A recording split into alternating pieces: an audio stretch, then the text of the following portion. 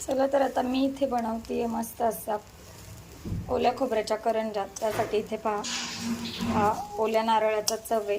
तर मस्त तुपावर खरपूस भाजून घेऊया आणि त्याच्यामध्ये मी आता भरपूर असा खवा ॲड करणार आहे. खायला करायचं म्हटल्यावर चमचमीतच पाहिजे, जेणेकरून मुलांनी केले आणि ते आवडीने खाल्लं गेलं पाहिजे. आणि गुळाच्या करणार आहे विशेष म्हणजे. चला हा मिक्स करून घेऊया. ड्रायफ्रूटची पावडर करून घेते तोवर. आणि आता कामाची माझी खूपच लगबग आहे, कारण मिस्टरांना जायचं आहे बाहेर फिरायला. तर म्हटलं चला घरातनं 2-3 वस्तू चांगल्या बनवून दिल्या ना की प्रवासात चांगल्या असतात. ट्रेनचा प्रवास कसा जरा लेंदी असतो, त्याच्यामुळे असं घरचं काही असलं ना, चिवडा, करंजी, निदान चहा बरोबर 2-3 करंज्या खाल्ल्या तरी एक वेळेचा ब्रेकफास्ट होऊन जातो. पहा खावासुद्धा चांगला मिक्स झाला आहे. त्याच्यामध्ये आता ड्रायफ्रूटची पावडर घालूया.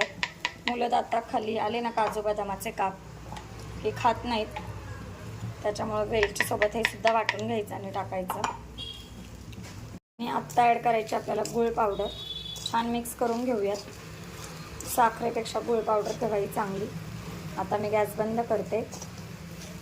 या खोबऱ्याच्या गरमीनेच गूळ आपला विरघळेल. आणि नंतर पारीसाठी काय काय घेतले ते तुम्हाला मी दाखवते. गूळ मिक्स केल्यानंतर पहा आपलं सारण किती छान दिसतंय. एकदम सुरेख असं या खोबऱ्यामुळे खव्यामुळे छान टेक्स्चर आले. हे पहा करंजीसाठी पारी तयार करण्यासाठी इथे मी तुपाचं मोहन घातलंय, मैदा आहे आणि रवा घातलेला आहे, थोडंसं चिमूटभर मीठ चवीप्रमाणे. आणि छान अशी कोमट पाण्यामध्ये कणिक भिजवून घेतली आहे, छान मुरली आहे. आता मी याचे करंजा करून घेते आणि तळल्यानंतर तुम्हाला दाखवते. आणि पहा खूप सुंदर असं झालेलं आपलं इथे सारण. आणि पहा अशा पेपरवरती मी करंजा करून ठेवल्यात, अजून भरपूर करायच्यात. अजून असे 2 पेपर भरतील. सारण बरंच उरलं आहे आपलं. आणि आता इथे मी करते कट. सगळेजण अशाच करतात, कोणी साच्यात करतं. एकदम टेस्टी. चला करून घेते सगळ्या, तळल्यावर बघूया. पहा मस्त अशा करंजा तळते मी.